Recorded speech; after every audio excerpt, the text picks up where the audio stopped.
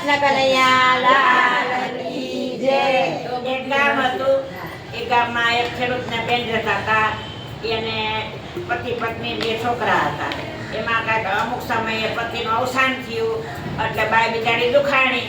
બાઈ નાના છોકરા મૂકીને ક્યાં કામે જાય? 3 મહિનાની છોકરી, 2 વર્ષનો છોકરો. બાઈ વિચાર કરે છે અમારે શું કરવું, છોકરા છોકરીના ભીખે કેમ રાખવા, બાકી તો કામ કરવું પડશે. એટલે બાઈએ પટેલી બાઈએ બધાય ખેડૂતને ઘેરે ઘેરે કહી આવી કે જો મોસમ આવે છે, તમે કોઈ દરવાનું મને આપી જાવ ને તો હું તમને દરવાનો 1 ડોકરો લઈશ, 1 પાડી 1 ડોકરો લઈશ. એટલે બધી બાયું મોસમ આવી એટલે દાળિયા નાખી એટલે દેણા તો જોઈ દાળિયાને રોટલા દે એટલે પાલીનો ડોકરો એમ કરીને અને મંડી દેણા દરવા. ખૂણામાં મોટી ઘંટી હતી. છોકરાનું ભરણ પોષણ કરે અને 1 ડોકરો રે 1 પાડીએ, 2 પાડીના 2 ડોકરા. પણ એમાંથી 1 પાડીમાંથી 1 રોટલાનો લોટ ચોરી લે, 2 પાડીનો આવે તો 2 રોટલાનો લોટ ચોરી લે. આખા ગામના દેણા દરે અને આખા ગામમાં બધાયના દેણા દરે ડોકરાના છાશ પાંદડું શાક પાંદડું બધું બકાલું લે. એમ કરતા કરતા કરતા છોકરી 7 વર્ષની થઈ, છોકરો 10-12 વર્ષનો થયો. એકથી બેન ભાઈ બે નદીએ નાતા હતા તો કેટલી બધું આવી ડોસી બધું આવીને નદીના કાંઠે નાઈ બુધાઠમને વાર્તા કરવા બેઠ્યું. એટલે છોકરો છોકરી નાઈ નીકળ્યા બહાર.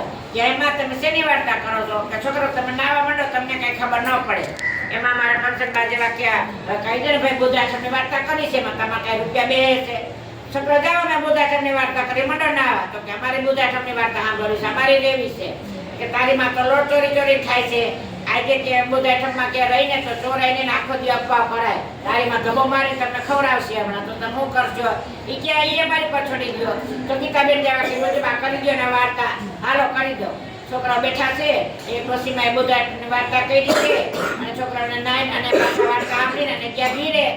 રસ્તામાં છોકરી પૂછે માં ભાઈ આપણને માં મારી ખવડાવશે તો શું કરશું? કે તું છે ને ખાવાનું મારતી ને એટલે કે જે પેલા મને માથું ઓરાવી દો, વેર કરજે. પછી માં માથું ઓરાવે તારા બપોરથી દાગજો ને કાંસી લઈને ભાગી જાય. તું મારી પાછળ દોડજે. 12 વાગ્યા એટલે છોકરીને છોકરી કે હાલો માં છોકરાઓ રોટલા ખાઈ લ્યો. માએ કીધું એટલે છોકરી કે મમ્મી મને માથું ઓરાવી દે. જ્યારે ચોટલા છોડ્યા એટલે બપોરટીના દાંતીઓ લઈને ભાઈ ભાગ્યો. વાહે બેન ભાગી, લાય મારી બપોરટી, લાય મારો દાંતીઓ. એમ કરતા કરતા બહુ બીજા ગામના ઠેઠ સીમાડે નીકળી ગયા અને દિયાસ ગયો. થાકી ગયા, ગોટા નીચે બેન ભાઈ બેસી ગયા છે કે માં અહીંયા ગોતવા ન આવે. એમ કરતા કરતા ભૂખા ને તરસા નિર્જલી આઈટમ થઈ ગઈ. થાયકા પાયકા 2 જણા બેન ભાઈને નીંદર ચડી ગઈ. જોતામાં સવાર પડ્યું એટલે ભાઈ કહે છે બેન તો આઈને દેજો, હમણાં ગામ દેખાય ને ત્યાંથી કંઈક માગીને લઈ આવો, આપણે પાયણા કરવા બેહી. ભાઈ તો માગવા ગયો છે, ગામનો રાજા મરી ગયો એટલે ત્યાં કેટલા માણસના ટોળા હતા. એટલે છોકરો તો બિચારો 12 વર્ષનો એટલે જોવા ઉભો રહી ગયો કે કાંઈક છે જોવા જેવું. બાળક બુદ્ધિ હજી થોડી નથી. રાતે હાથી શણગાર્યો હતો. હાથી જેની ઉપર ફરતો ફરતો કળશ દોરે એને રાજા બનાવવાનો તો છોકરા ઉપર કળશ દોર્યો. 2-5 માણસ ક્યાં છોકરાને ન હોય કે હાથી કાંડો થયો છે, આથણ શણગારો. આથણને શણગારી, આથણના ઊંડમાં કળશ આપ્યો. આથણે ફરતા ફરતા છોકરાના હાથમાં માથે કળશ દોર્યો. તો 2-5 ડાયા માણસો તેના નસીબમાં રાત તિલક કહે છે ભાઈ તો જેની માથે બીજી વાર આથણે દોરે ને છોકરાને તો નવરાવી ધોરાવીને રાજાનો પોશાક પહેરાવીને રાત તિલક કરીને ગાદીએ બેહાડી દીધો.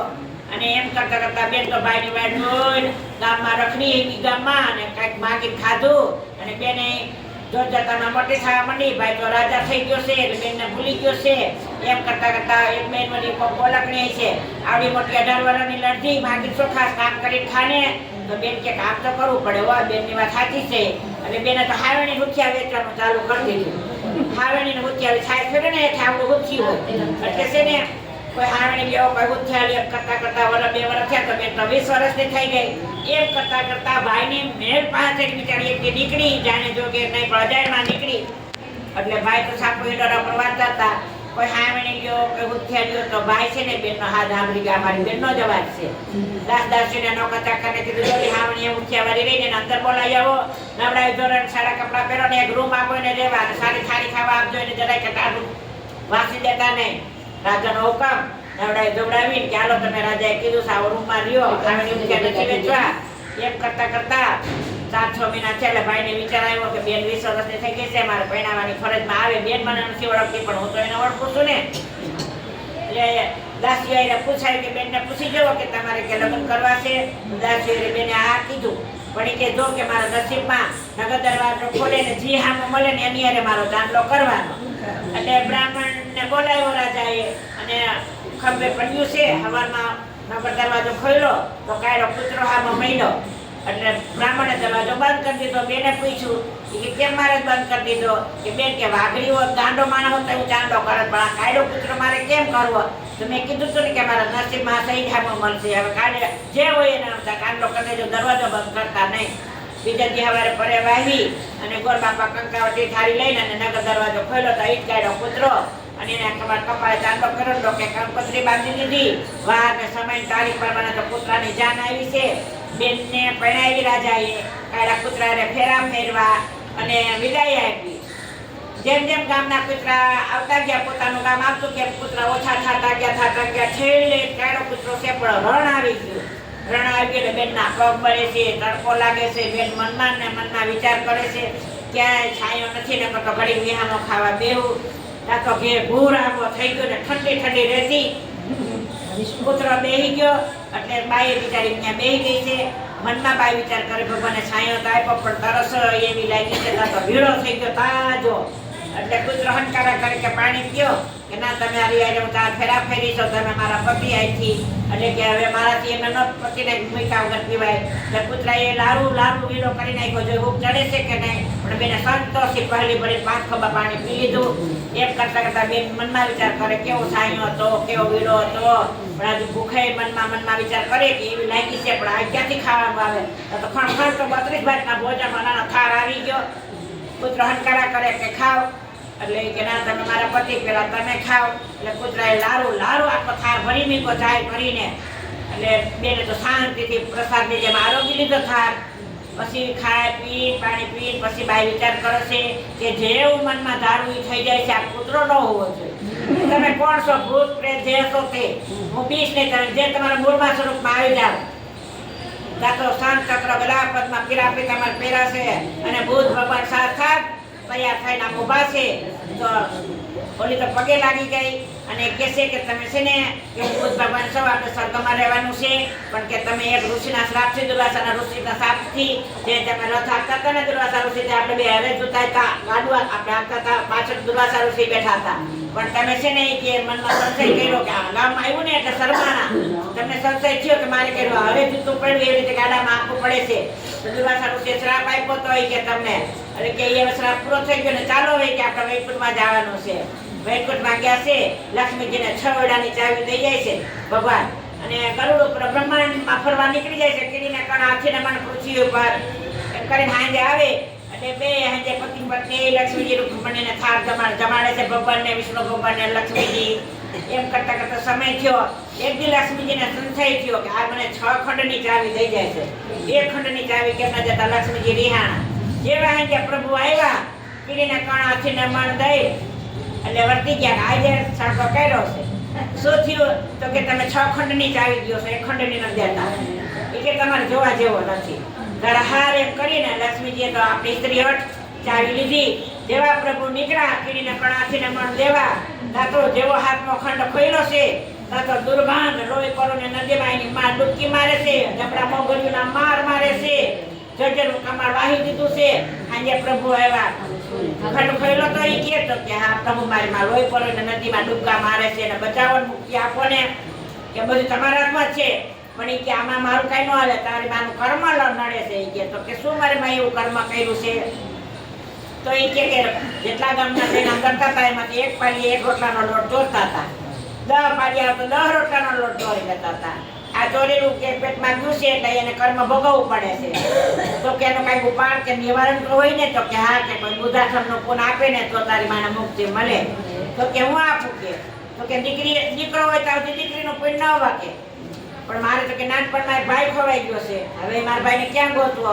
તો કે જે તમને લગ્ન કર્યા ની રાજા થઈને બેઠો છે જાઓ. તમારી ભાભીને અટાણે પ્રસૂતિની પીડા 4 દી થયા ઉપડી છે. તમે એના પેટ ઉપર હાથ ફેરવશો ને એટલે બાળકનો જન્મ થઈ જાય. લક્ષ્મીજી તો આવ્યા પૃથ્વી પર કુવાના કાંઠે બેઠા છે, ઝાડ નીચે પાણીયારીઓ વાતો કરે છે કે આજ રાજાની ઘીરે 4 દીઠ્યા એની રાણીને છૂટકો ન થતો એટલે દાયણનો રૂપ લઈને લક્ષ્મીજી બેઠા હતા.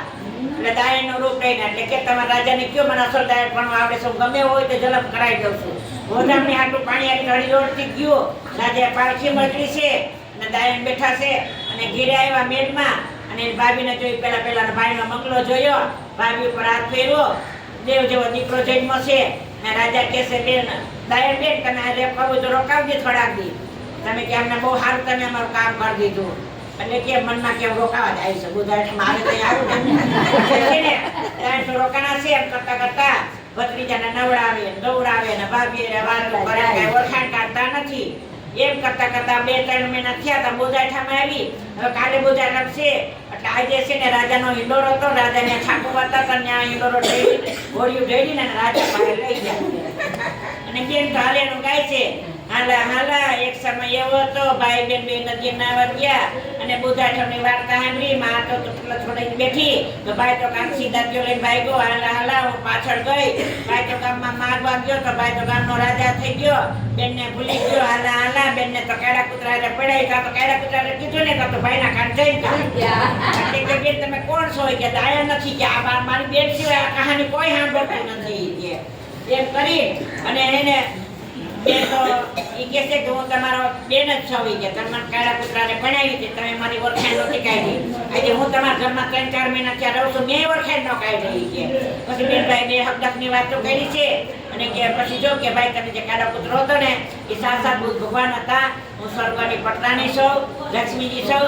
થોડા કર્મના હિસાબે થોડું પૃથ્વી પર આવવું પડ્યું હતું.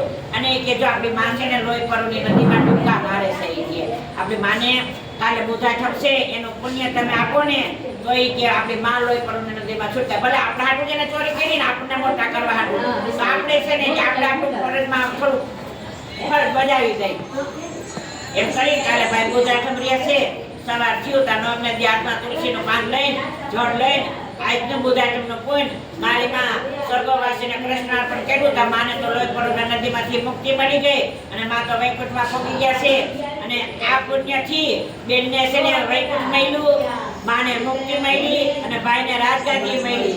કોઈ પણ કર્મ કરે તો બોધાઠમથી આમાંથી થોડું કરાય એવું ભગવાન આપના પ્રાયશ્ચિત આપ્યું છે.